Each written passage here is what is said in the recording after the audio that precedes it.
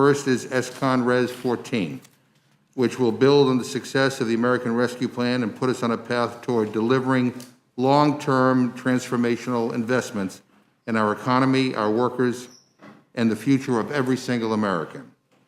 My hope is that we can pass this measure quickly and give committees in the House and the Senate the ability to get to work crafting a bill that will lower costs for families, create good-paying jobs, and cut taxes for hardworking Americans.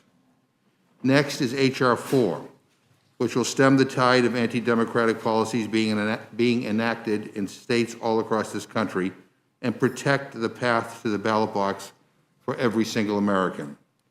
18 states have enacted 30 voter suppression laws already this year. And unfortunately, the Supreme Court has even continued chipping away at the Voting Rights Act. This is the kind of systematic assault on the right to vote that our friend and former colleague John Lewis spent his life fighting against. John Lewis used to say that the vote is precious, almost sacred. And it is really appalling to many of us that there are people who are trying to trample all over that right. We don't have a moment to spare. Not only must Congress act, but we have a moral responsibility to do so. Third is the Senate amendment to HR 3684, which is the bipartisan infrastructure bill.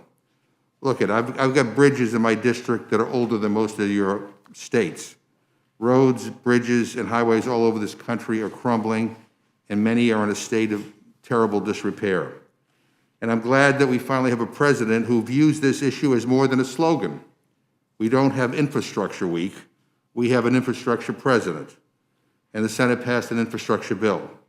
While it's not perfect, this bill will make our transportation system safer and more reliable, which is good for travelers and our economy. When you take this bill together with the American Rescue Plan and the reconciliation bill that's getting underway, we are implementing once-in-a-generation policies that will change people's lives for the better. Housing, clean energy, dealing with the climate crisis, childcare, education, tax cuts for working families, and I could go on and on and on. We are showing that government can be a force for good, not only as we confront this pandemic, but as we build a stronger future for decades to come. I'm incredibly proud of that. And I appreciate the work of this administration and my colleagues on both sides of the Capitol for getting us to this point. With that, let me turn to our ranking member for any comments he wishes to make.